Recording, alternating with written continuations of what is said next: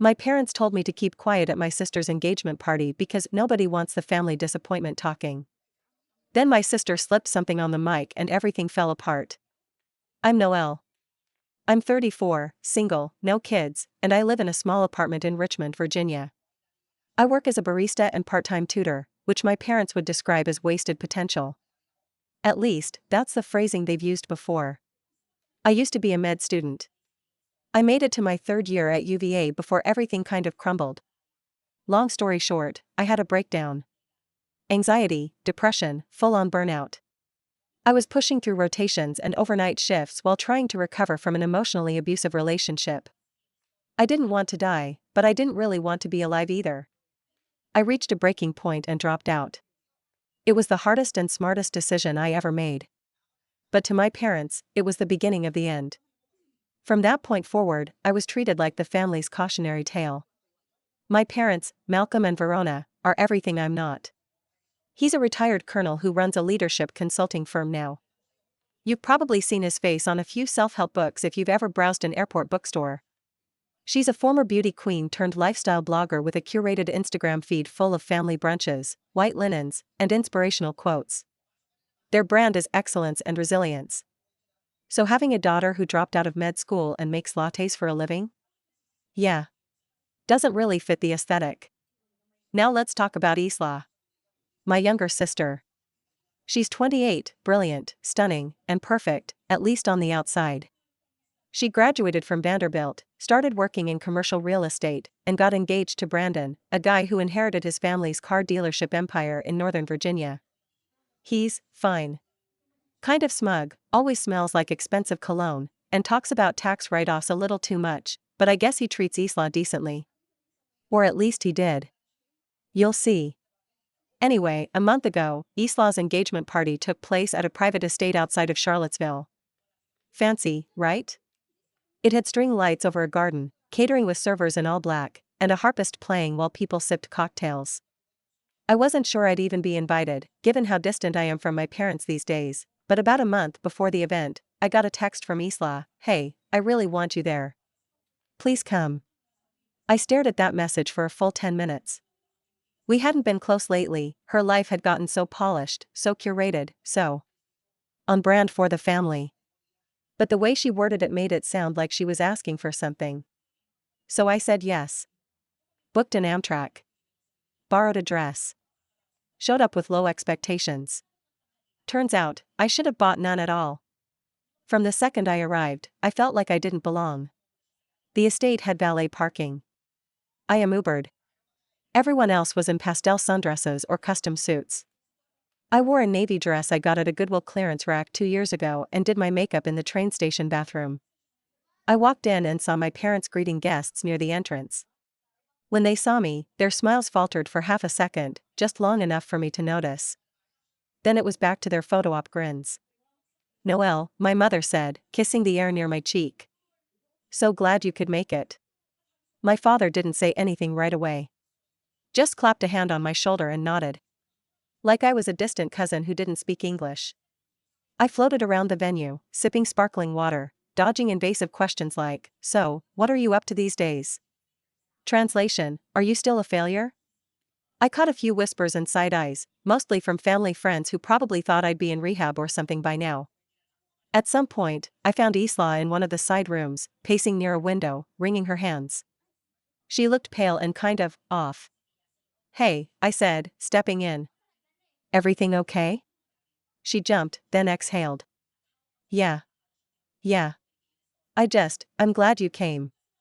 I smiled, and for a second it felt like we were kids again. I wouldn't miss it. She looked like she wanted to say something else, but someone called her name, and she walked out with a nod. "Just stay, okay?" "Of course." I went back to awkwardly lingering near the buffet table when my father found me. He leaned in, voice low and clipped. "No speeches from you tonight.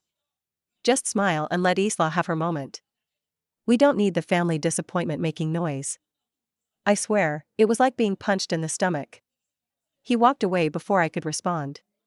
And I stood there, blinking back tears, pretending the shrimp cocktail tray was very interesting.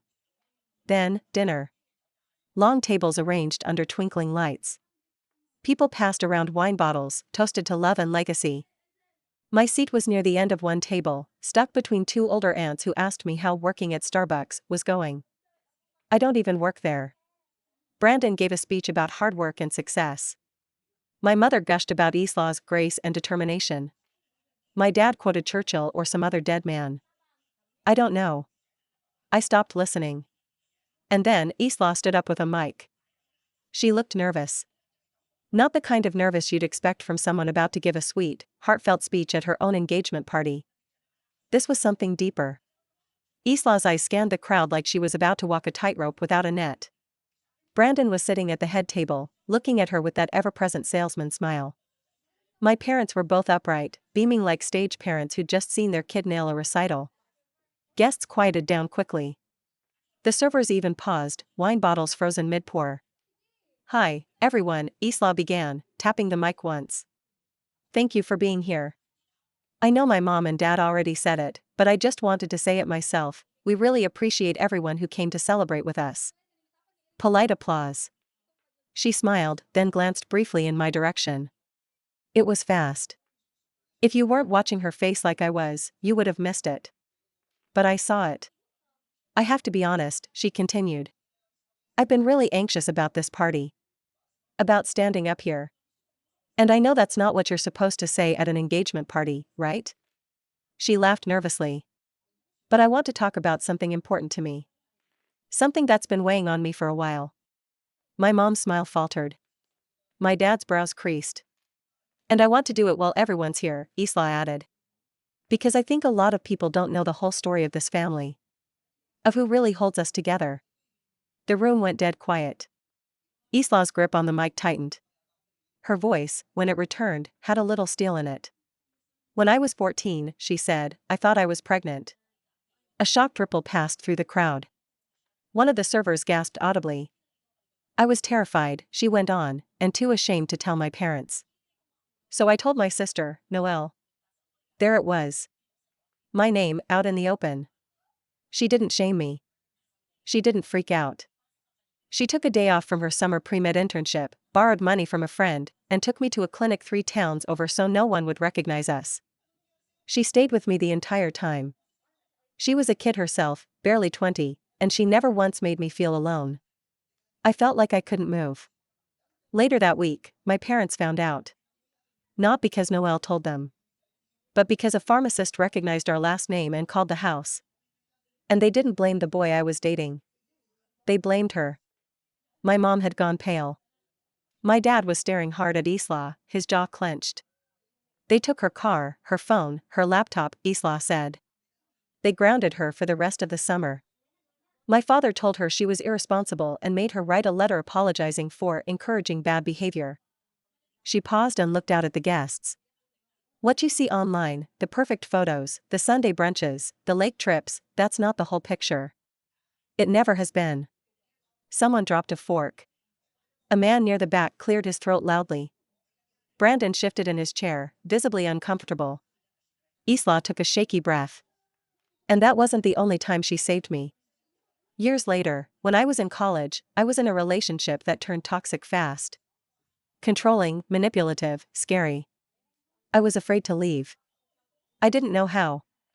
I told Noelle, just one night, crying on the phone, and she showed up the next morning. No questions asked. She packed my things while the guy was at class and drove me 6 hours back home. My eyes stung. She even loaned me almost all her savings so I could get my own apartment and not have to go back to him. She did all that without blinking. And when she told our parents about it, they said I was being dramatic and accused her of meddling. The crowd was completely still. Nobody was eating. Even the servers had frozen against the walls. My sister dropped out of med school that year, Islah continued, her voice wobbling slightly. Everyone thought it was because she couldn't handle the pressure. But the truth is, she was barely hanging on. She'd been holding up everyone else for so long, she didn't have anything left for herself. She looked right at me. I didn't realize it then. I was too caught up in my own survival. But she gave up everything for me. And today, when she showed up to support me anyway, after everything, I watched my father lean over and tell her not to speak. Because no one wants to hear from the family disappointment. Gasps. Some muttered Jesus Christ under their breath. A woman in front of me slowly turned her head toward my dad, her lips parted in quiet horror. I don't care if this ruins the photos, Isla said, her voice stronger now. I don't care if we lose followers or if our neighbors whisper about us at brunch. I needed to say this. Noelle is the reason I'm standing here today. She's the strongest person I know. And I'm done pretending she's a disappointment just because she doesn't look shiny on paper. She paused, breathing hard.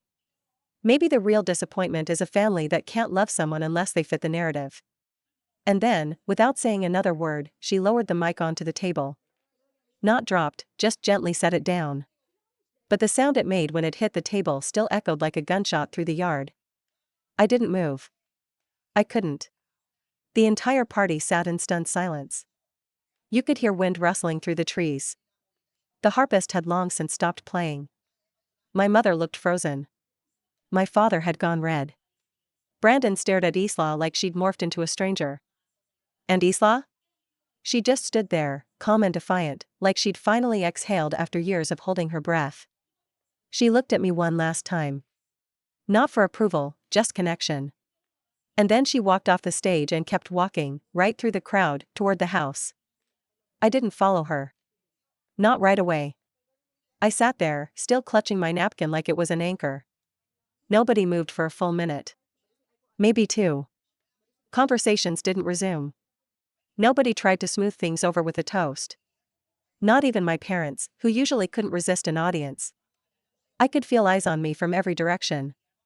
Some are sympathetic. Some were stunned. Some were just confused, like they didn't know how to reconcile the version of the family they thought they knew with what Isla had just unloaded. It was like she had peeled the paint off the walls and everyone saw the mold underneath. Eventually, the low hum of conversation started to trickle back in. Uneasy murmurs. A couple of distant relatives whispering in tones just low enough to pretend they weren't being rude. One of Brandon's friends let out a forced laugh and muttered, "Well, that was different," and immediately got elbowed by the woman next to him. I didn't care. I couldn't care.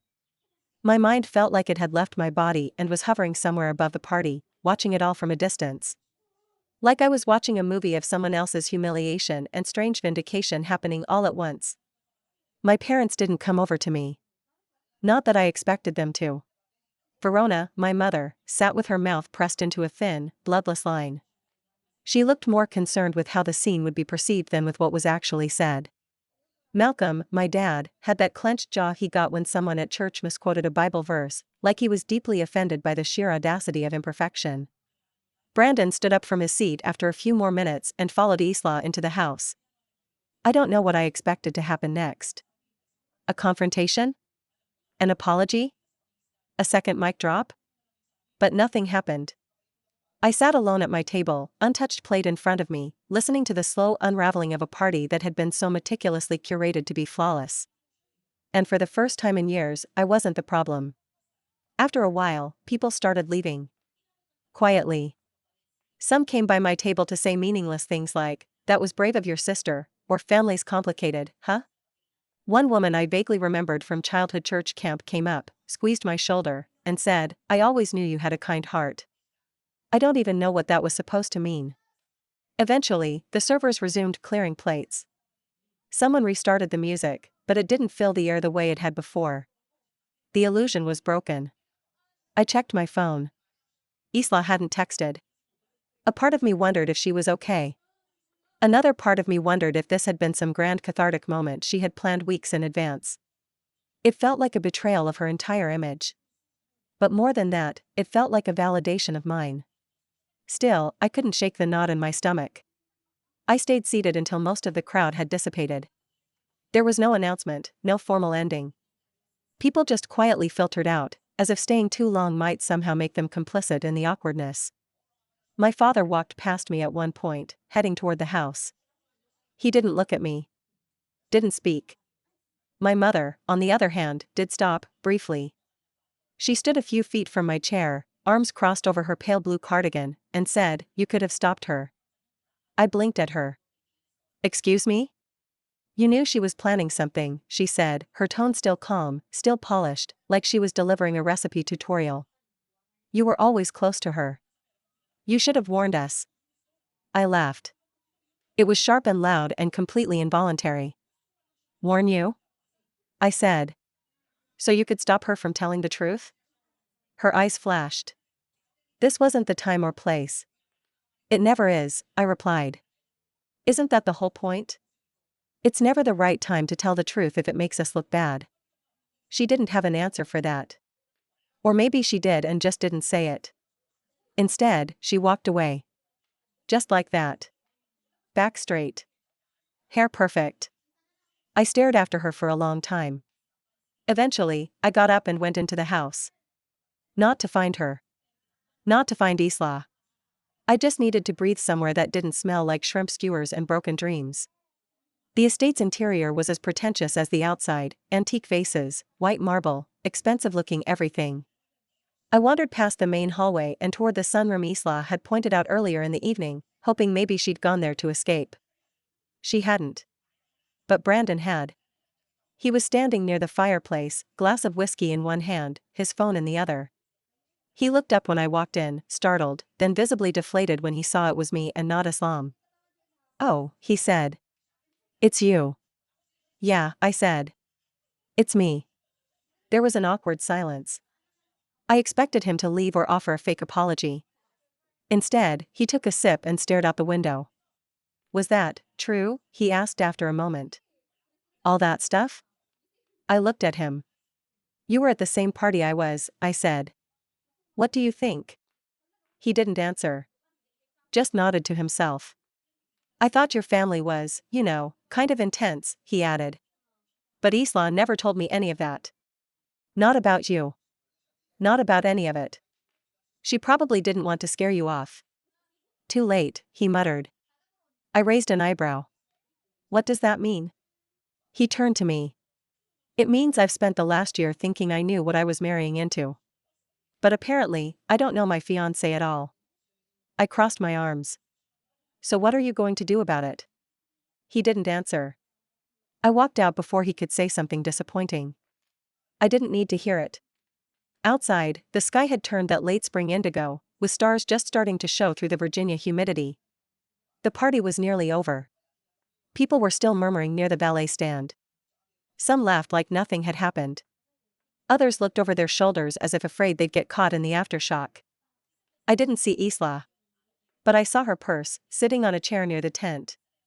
And next to it, her phone, buzzing. And right then, I knew where she was. I grabbed my things and started walking, past the garden, past the house, toward the gravel road that curved into the woods behind the estate.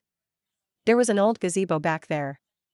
We'd gone to a party there once as kids, someone's wedding reception, years ago. It had always been Isla's favorite spot. Quiet.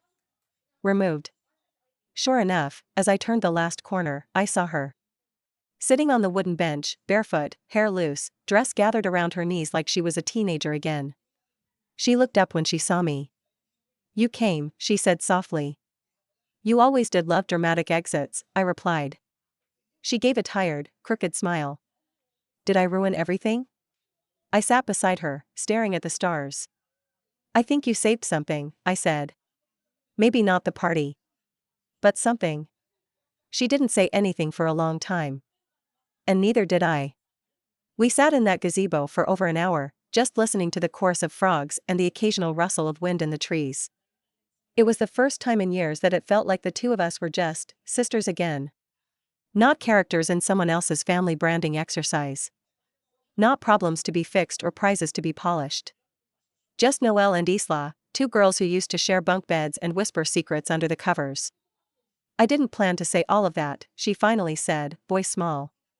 "But when I saw you sitting there alone, and Mom looking through you like you were a stain on the tablecloth, something snapped." I looked down at my hands, folded in my lap. "You didn't have to do it. You know that, right?" I wasn't expecting anything. "I know," she said. "That's what made me need to." She leaned her head against my shoulder, and for the first time in a long time, I didn't feel like an outsider in my own family. I felt seen. And I didn't realize until that moment how hungry I'd been for that. We didn't talk about our parents after that. Not then. There was nothing left to say. The next morning, Isla showed up at the little Airbnb I was renting in town with 2 cups of coffee, no makeup, and a very determined look in her eyes. "I'm not marrying him," she said, handing me the coffee. I blinked. "What?" "Brandon," she clarified. I ended it. I sat up straighter on the couch. Wow. Did he freak out? No. He actually seemed relieved. Like he didn't want to be the one to say it first.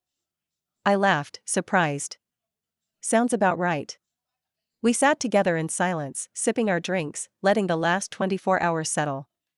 Then she said something that surprised me. "I want to move to Richmond. I need a reset. And I want to be near you." I stared at her. "Are you sure?" "Yeah. I've been living a life curated by mom and dad since I was 16. I'm ready to actually live mine now. For real." And she did. 2 weeks later, she signed a lease on a small rental house not far from mine. She got a job teaching high school history, something she'd once dreamed about doing before our parents talked her out of wasting her potential on underpaid work. She started showing up at my favorite cafe on Saturdays. Sometimes we'd walk through Maymont Park with iced tea and just talk like normal people, not like people trying to prove they were okay. As for my parents? Well, they tried to do damage control, of course. My mother posted a vague "family is everything" caption on Instagram with an old Christmas photo. My dad went silent online for a while, probably afraid one wrong quote would spark another incident. Then the emails started. Subject: "Let's talk." Subject: "Family needs healing." Subject: "Disappointed but willing to forgive." Forgive. That was the word that made me want to throw my phone across the room. I ignored them. 4 weeks. Until one afternoon, I got a forwarded email from Isla with the subject line, "This is Rich." It was from Verona, sent to her, clearly not meant for my eyes. It said, "You need to make amends with your sister. Publicly if necessary. The brand is still recovering. We've lost 4 partnerships since the party, and I'm getting comments I've never seen before. People think I enabled abuse, Isla. You need to clear this up." Isla added only one line to the forward, "Guess that perfect image is cracking." That's when it hit me. They didn't want to make amends. They didn't want to heal. They wanted silence and compliance. Like they always had. Because control, for them, wasn't just a habit, it was the whole foundation of how they lived. So Isla and I came up with a plan. It wasn't cruel. It wasn't loud. It was honest. And public. We started a podcast. Just the 2 of us. No sponsors. No filters. No flashy branding. We called it Uncurated. Every week, we talked about messy family dynamics, breaking cycles, navigating adulthood after emotional neglect. Isla shared her journey of stepping away from people-pleasing. I shared stories I'd never told anyone, not even her, about the anxiety, the pressure, the years I spent blaming myself for not being enough. It started small. A few dozen downloads a week. Then someone on TikTok stitched a clip of Isla talking about being raised in a family that prioritized optics over people, and the episode blew up. Then we got emails. From strangers. From daughters, sons, siblings, people in their 40s, 50s, even 60s, saying, "This is the first time I've felt like someone understood." Our inbox is filled with stories. Gratitude. Grief.